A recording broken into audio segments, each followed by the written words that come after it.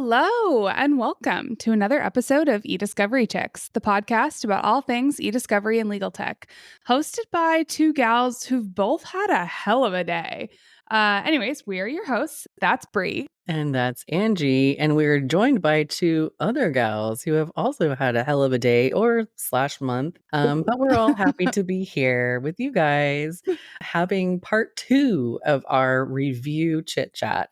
If you'll remember last time, Christi and Brenda joined us. They were able to share all about review, except we didn't really dive into how we actually perform the review. And we also saved a little bit of fun for the end of our episode where we're going to share some review horror stories. This is the party end of the mullet. The first episode was the business front. Before we get started, though, Angie, I feel like we need to reintroduce Christi and Brenda just for anybody who didn't join us in the first part. I would love to reintroduce our guests. So with us today, we have Christi McGowan and Brenda Dodd. This is their second go around with us. So clearly we aren't that terrible since you guys agreed to come back. Christi is the Director of Legal Operations at Extero, an e-discovery service provider. She's also been an adjunct professor at UC Irvine, a Director of Infrastructure at SIFT Discovery. She has also been the chair of the Law Practice Management Technology section at the California Lawyers Association.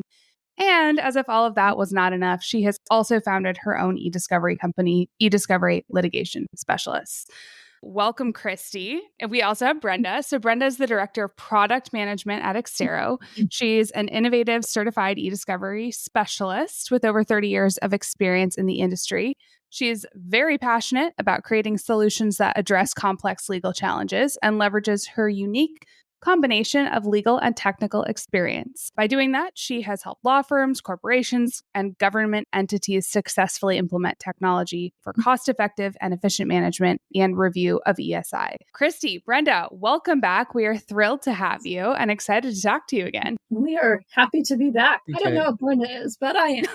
I'm thrilled to be back. Well, before we dive into all this review talk, we did want to ask you something that might be kind of scary to discuss. At the end of our episode today, we will be talking about horror stories, which made me think about things that I am really afraid of. Brenda and Christi, what would you say is your biggest fear? Work-wise or just in general? Just in general. I would say drowning. I don't like being underwater. I won't go scuba diving. Probably missing out on a lot, but I would say drowning. I see that there's another billionaire who's planning to take a submersible to go see the Titanic wreckage. So I'm guessing we can count you out of that mission. I will stay here. Yeah, it freaks me out to be that far underwater. Oh, hard pass. What about you, Brenda? Well, my biggest fear is snakes.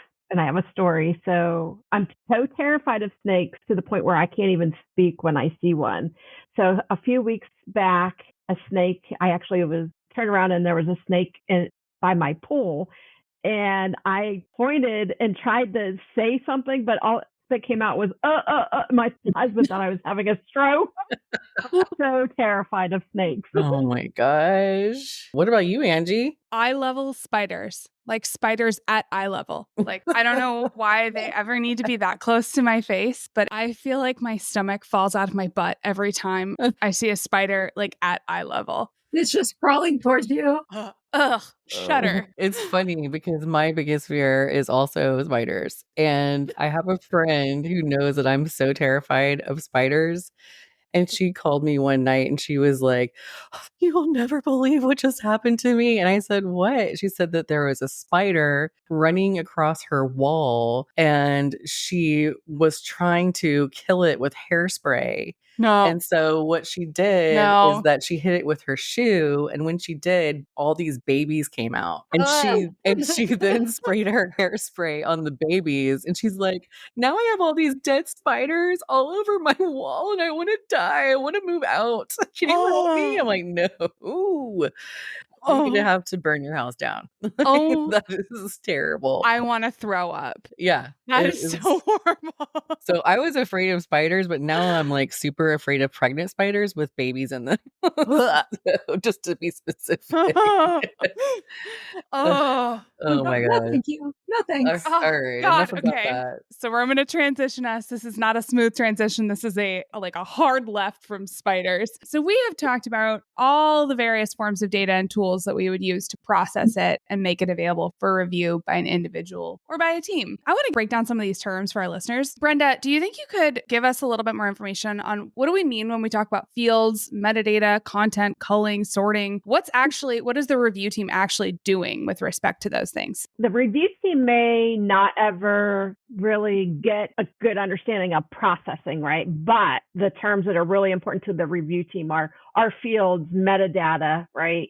How to call document sorting. Those are methods, but let's talk about fields and metadata first. So fields and metadata. Metadata is basically data about the data, right? It's the document properties. It's the information about the document itself. Fields also could be the same as metadata, but it could be additional information about the document that reviewers are adding. For example, a note field could be appended to a coding panel, which would allow reviewers to add additional information about the document. That could also be while they're looking at the metadata, but it's completely different than the metadata. As I said, the metadata is really related to the information about the document itself, right? From the document properties. Okay, so metadata is going to be something that just lives with the document, comes along with it, and then fields are what you're actually using during the review process. Yes, I mean, reviewers are going to definitely use the metadata too, because you're going to be filtering on that or analyzing that, right? So think of the metadata, for example, author, like the author of a document. I want to sort and find all of Brenda Dodd's documents that she's written over the past year. That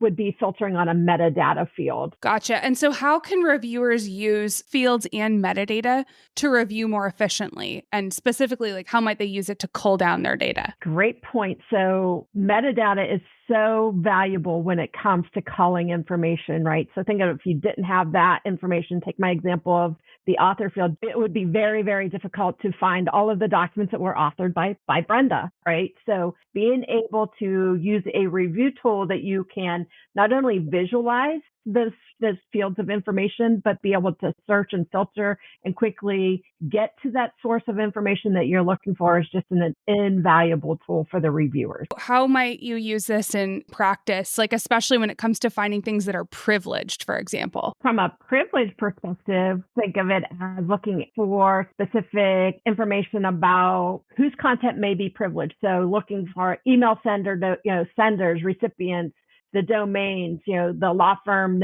domains. If you're doing a review of the law firms that are working on your corporate matters, things of that nature would be really ideal for analyzing and potentially evaluating documents or, organizing them in a way that they may be most likely to be privileged and your reviewers may want to focus on them.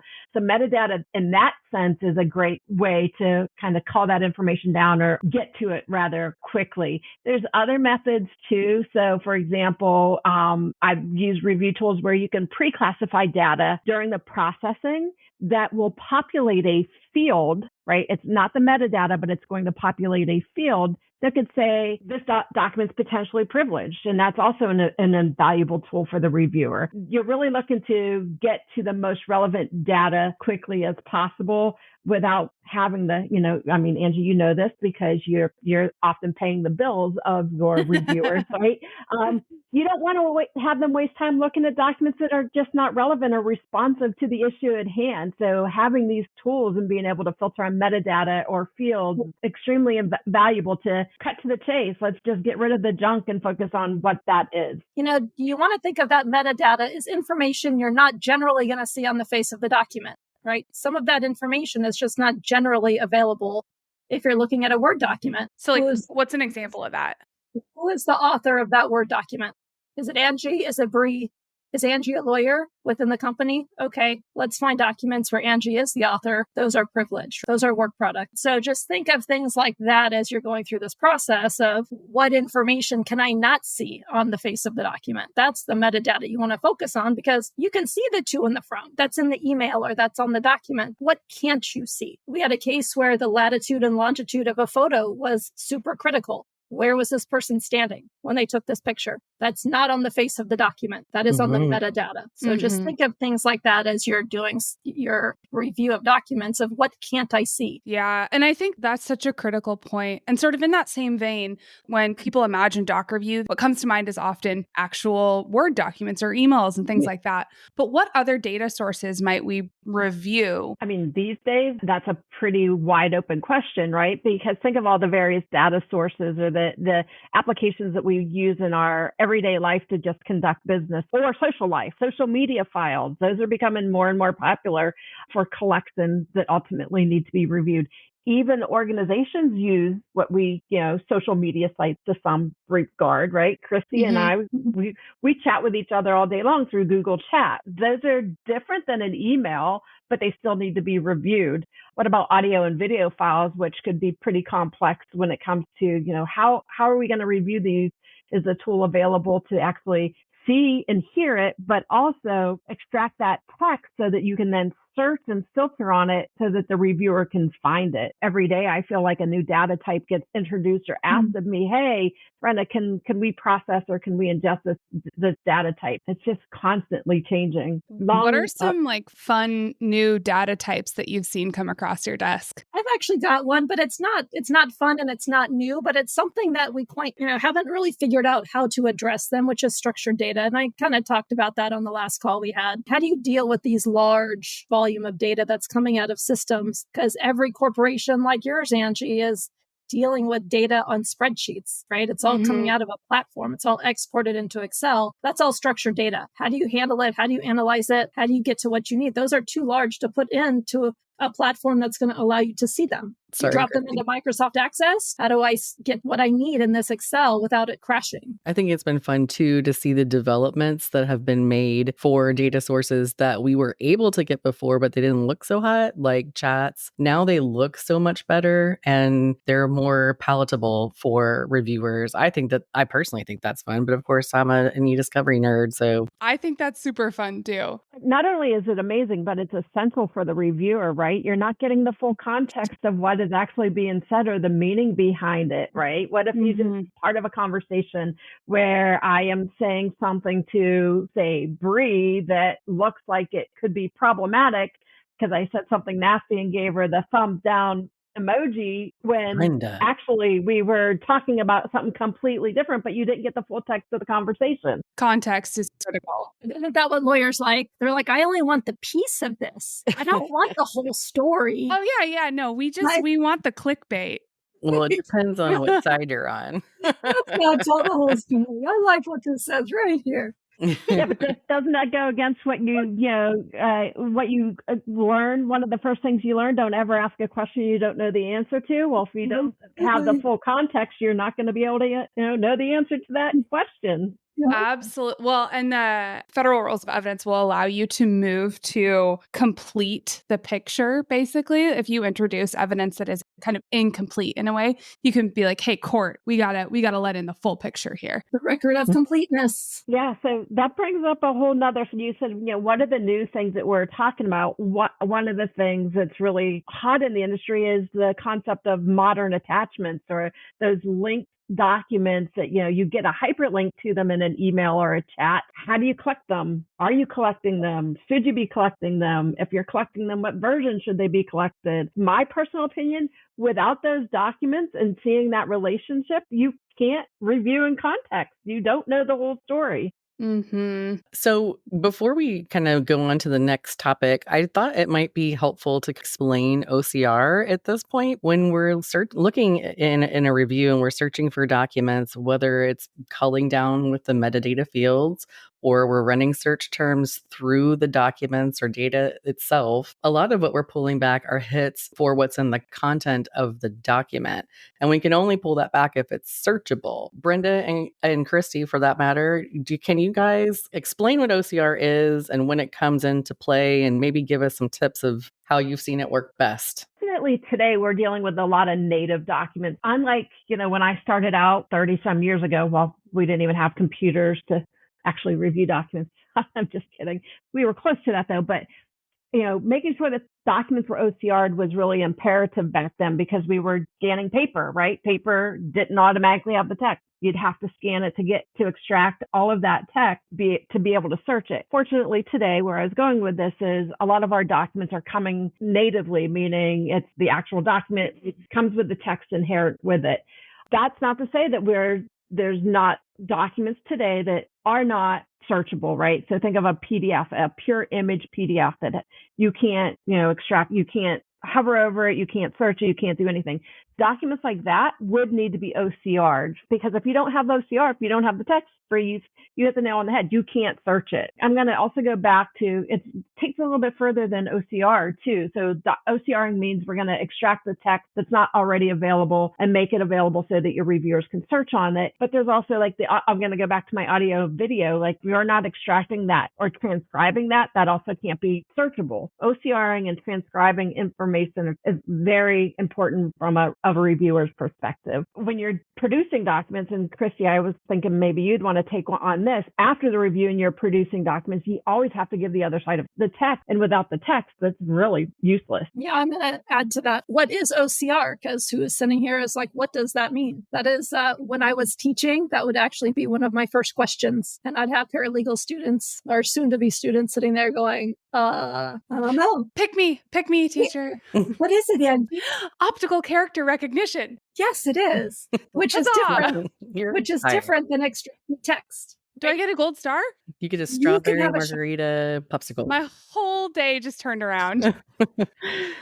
Which is obviously different than extracted text. Extracted text is what's coming out of a native document, like Brenda said, searchable text. But we call it extracted text because we're extracting it from the native source versus we need to take a static image and create the searchable text. We need to make it OCRable. That is what happens during the processing. Either the extracted text comes out or you kick off OCR to OCR things that don't have it. Just remember, garbage in, garbage out. You're going to get the quality of the document that you're putting into the system. If you have really poor quality document, your OCR is going to be as good as that document. I feel like that saying really applies to pretty much every facet of my life. Some weekends I eat like trash and I drink too much and I wonder why I can't run very far. And it's like, oh yeah, garbage in, garbage out. And I wonder why I can't run at all.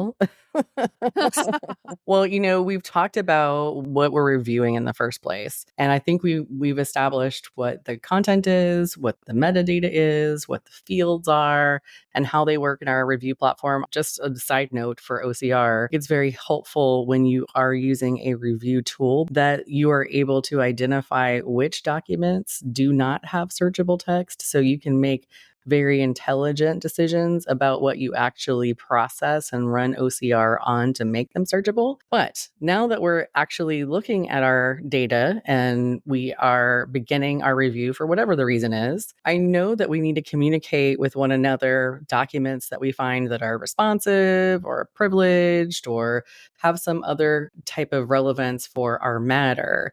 So that's where we start talking about what the heck is the difference between coding documents, tagging documents, and labeling documents? Well, for me, they are all the same, right? So coding, labeling, tagging, they're all a word that you could use for the same action that you're basically doing, in my opinion. Now, for example, a label or a code or a tag could be responsive or not responsive. And as the reviewers are going through, they're going to apply that description to a document so that it's easily identifiable, one, but it's also easy for the review team or the legal team to say, I just want to see the relevant documents. I don't want to see the non-relevant, not responsive documents. So the concept of applying a descriptor or a label or a code or a tag means just that. I want to associate some piece of information or a label or code or tag to a document to help the review team find this and organize this later down the road. And I'm holding up a sticky note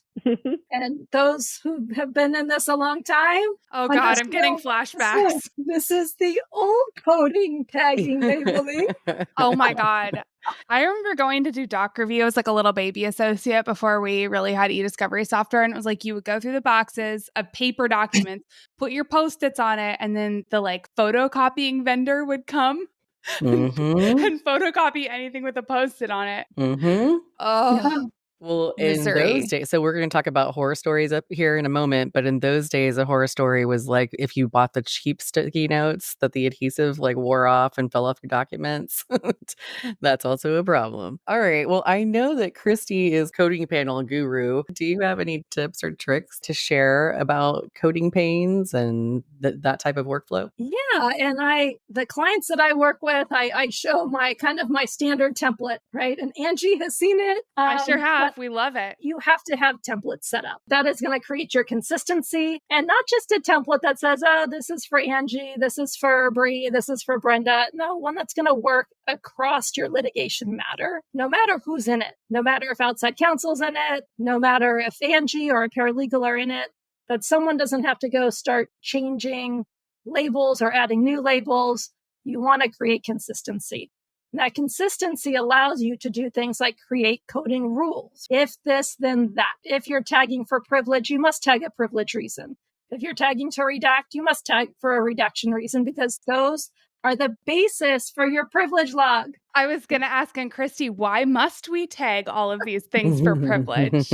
Why must we say whether it's privileged and then tag a reason? That is because you will create your privilege log automatically. So you don't have to go back and review a second time. Time is money. And if your outside counsel is wasting time doing a second review, oh, why did I tag this privilege? Why did I redact this for privilege? You're now doing a secondary review of those documents where it could have been done the first time. No one wants that. And listeners, if you're curious, want to know more, please listen to our Flock Talk episode of What the Flock is a Privilege Log. You bring up some really great points, Christy. I love the rules, so it kind of keeps some of the mistakes from happening. I know something that we were actually just talking about before we hit the record button for this episode was how important it is to know who is in charge of making these coding panels and who we want to allow to create new labels, tags, or codes, or whatever you want to call them in your world, and why that even matters. My take is that it's either going to be the litigation support, whoever is running the project, whether that's your PM, that is the only person that should be creating any labels ever. You should not be giving access to teams of people to freely create labels. You are going to have a big mess because everybody wants something different, and that should flow through one person, and that one person makes those decisions. But that one person should respond fairly quickly to requests to create new labels, because sometimes issues pop up and then you're reviewing and you're in the middle of it and you're like, where do I put this document? It needs a tag that doesn't exist. Yeah, and what we had set up actually had a tag in there that basically said create new label group, and then basically just had a free-flowing notes field. That way they can type it, they can check it, they can move to the next document. And that way that flow is not stopping and they're not waiting for someone to come back to them. And then at the end of the day, that person, instead of creating, what if they just got 50 requests for 50 different tags? That person can go look at all of them at the same time and go, okay, I'm going to streamline this, and these are what we're going to create. Very right. smart. I've got something similar from a lot of you, so we're going to create this one tag instead of 3 different ones. Smart. Yep. And that goes back to Christy's comment about the OCR, like garbage in, garbage out. Like if you don't have a clean and consistent and concise coding panel, it's just going to be garbage and everyone is going to be upset. So, yeah, it's definitely consistency and making sure that, to me, it has to be one person, maybe 2, right? Someone's on vacation, but there has to be people that are in charge of creating that workflow, right? Also, Christy, you said my favorite word, which is workflow. I know we've talked about this in previous weeks, all of the various triggering events to a legal hold, review, etc. When you're creating a workflow for a review project, what are some universally applicable considerations for anyone who wants to build a defensible, consistent workflow when they're starting a review project, whatever that might look like for their team? Clearly, it's going to be having your coding panel set up, right? Working with the team to basically create not just your template, right? Because you need the template that has kind of your standard fields on it, like groups and labels, but you also need what are the issues at hand?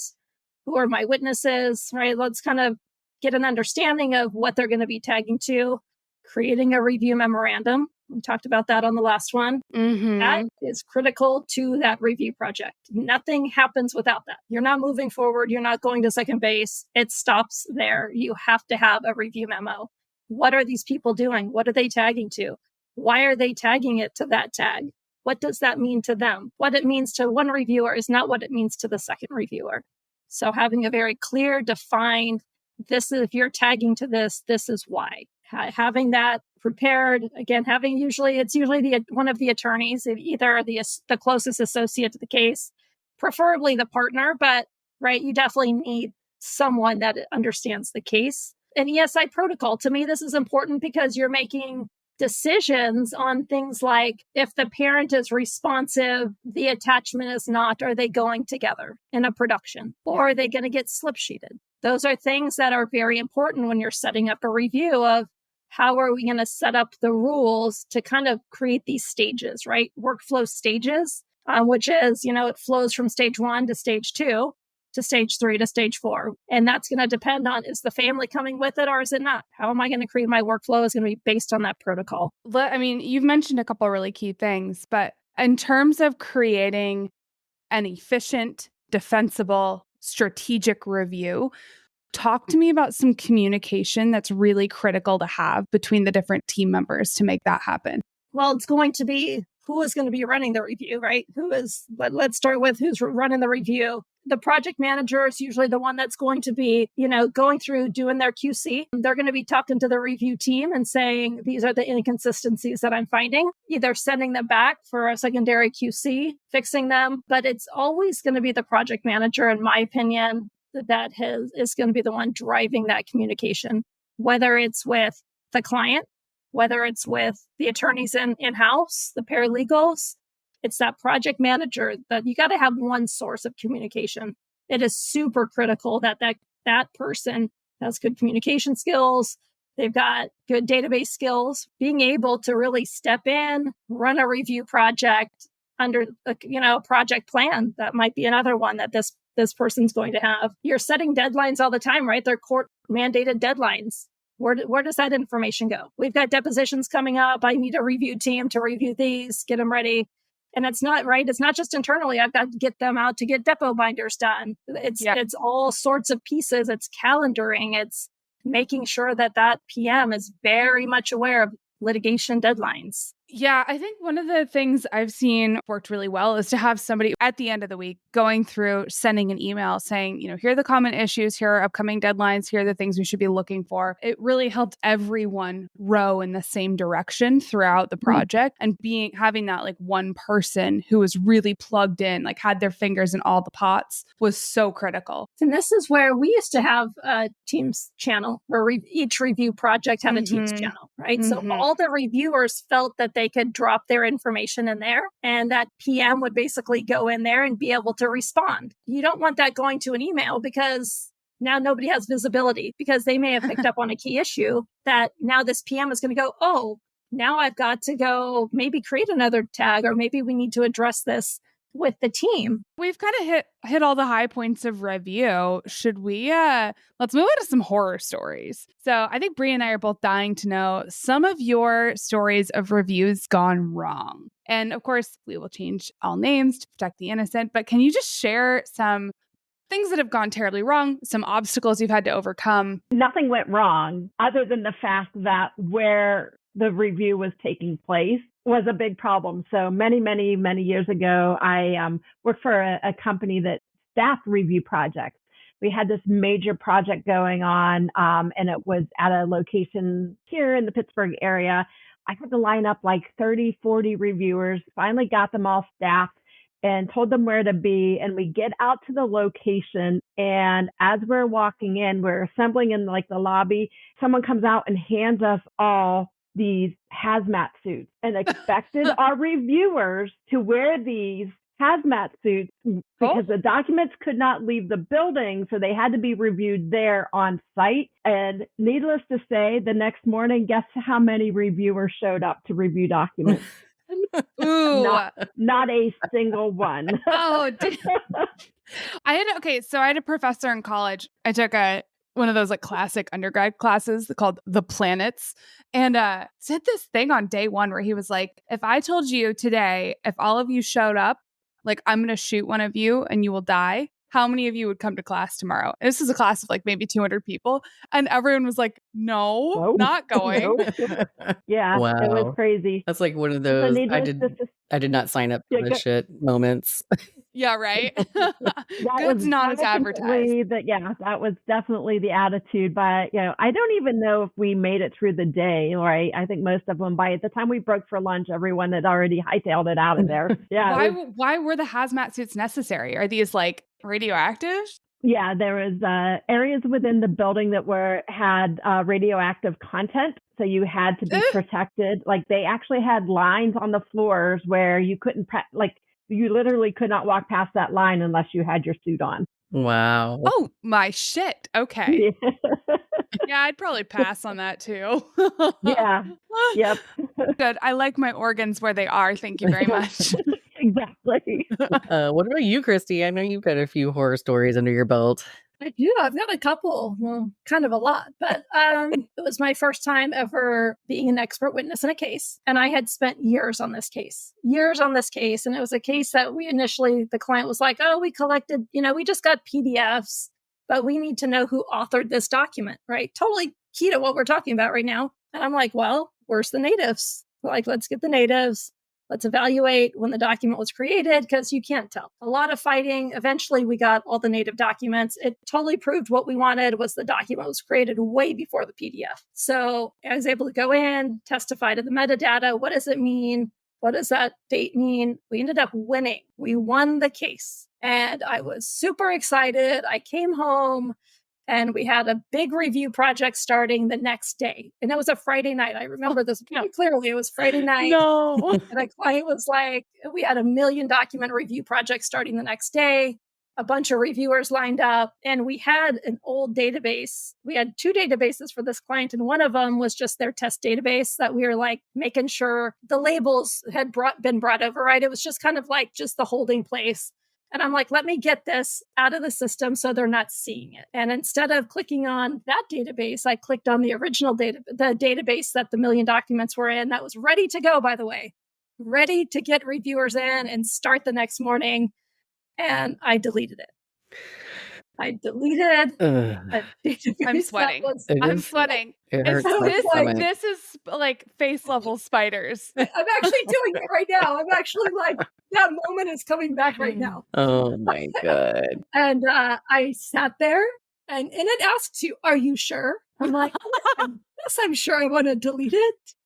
And then I hit yes. And then it took like 5 minutes. I'm like, that's weird. It's like, right? Because it only had like 100 documents in it. And then I'm like, whoa. Oh, it was like man. the moment of like realization when the case I needed was gone.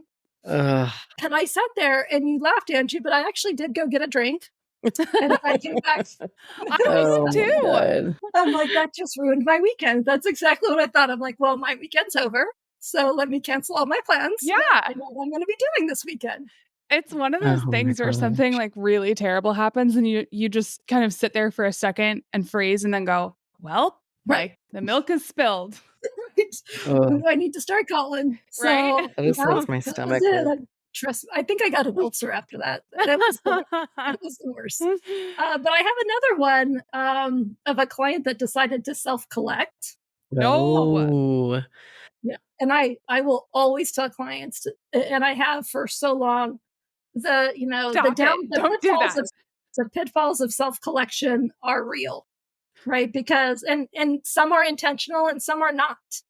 But even the unintentional ones have very significant consequences where it's like, I thought I gave you everything, but I didn't, right? Mm-hmm. Or a client was like, oh, I'm just going to update these meeting minutes because I never did it at the time.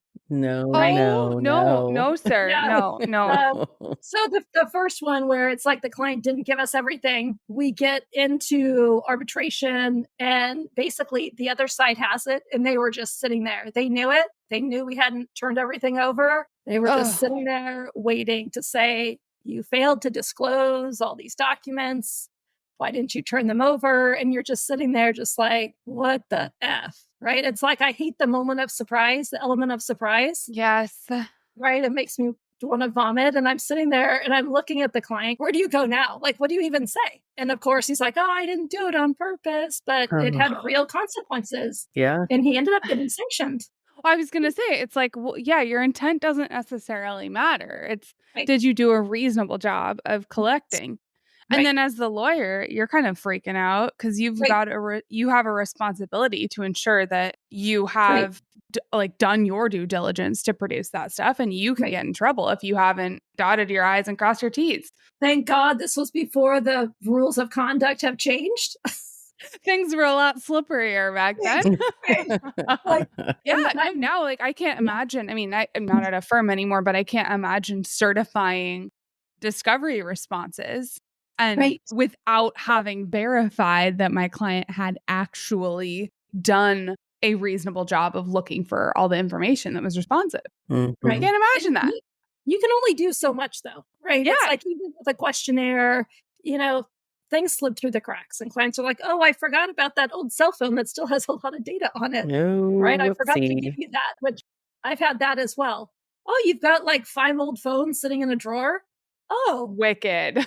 nice to know. Those are the things that bite you in the ass. But last quick story, and then I'll be done. And this is kind of goes to document retention. This actually favored the client because we had a client that it was a very well-established company, and their document retention policy was every 4 months. Like, that's aggressive, folks.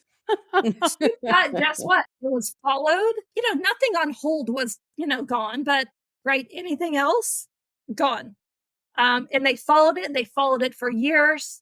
Guess what happened? So in comes criminal investigation. Government wants documents, and they're like, we don't have any. What do you mean you don't have any? We don't have any. Here's our document retention policy. And of course, by the time event takes place, government gets involved. It's now past your 4 months, right, window, and now the documents are gone. If you have a reasonable if you believe you have to put everything on hold, but they didn't think this incident was worth a criminal investigation, guess what? They didn't get indicted. Wow. The government had no Damn. documents to indict them. But that just goes to show any company that's holding 20 years of documents, not a good idea. Yeah, No. Well, but I have heard like of companies getting in trouble too for having retention periods that are unreasonably short and just purging data like that, and then getting into this situation and courts being like, you can't just do But who that. sets that reasonabable standard? Right? The court. government doesn't set it. No, so I like- mean, it would be like whatever the courts in your jurisdiction say, right? Right. Does a court rule say that's too short? No. There's no sort of like what is reasonableness to There's delete only, data. I mean, there's only regulated, like if you've got something that's a health record or, Yeah. for regulatory purposes that you've got to keep it. Right. Otherwise, it is kind of a gray area. It's gray, and it's up to the company to say, well, this is our business record, right? These are business records, and they aren't on hold, and we're gonna purge them. Right. But that was a really cool outcome because the client's like, that was awesome, right? It's like it worked to their favor. They didn't do anything wrong either. The data wasn't there. So those are my kind of cool stories. Yeah, I think one of the biggest horror stories, I mean, I think it's happened to so many people, is the inadvertent disclosure of, information that should have been redacted or was redacted, but unfortunately during the production, they weren't burned in properly. That's a horror story, but I think it's also one of my biggest fears, right? And it should be everyone's biggest fear, honestly. Absolutely. Well, folks, I think that brings us to the end of our show for today. Thank you so much, Brenda and Christi, for your time and for sharing your horror stories. And listeners, thank you so much for being with us today. Don't forget to subscribe wherever you get your podcasts. Give us a 5-star review and tell all your friends, family, and coworkers about us, but only the cool ones. And of course, please hit us up on LinkedIn or at admin@ediscoverychicks.com with your thoughts, questions, episode requests, and drink recommendations. Until next time. Thank you, guys. Bye, everyone. See you Bye, guys. Julia.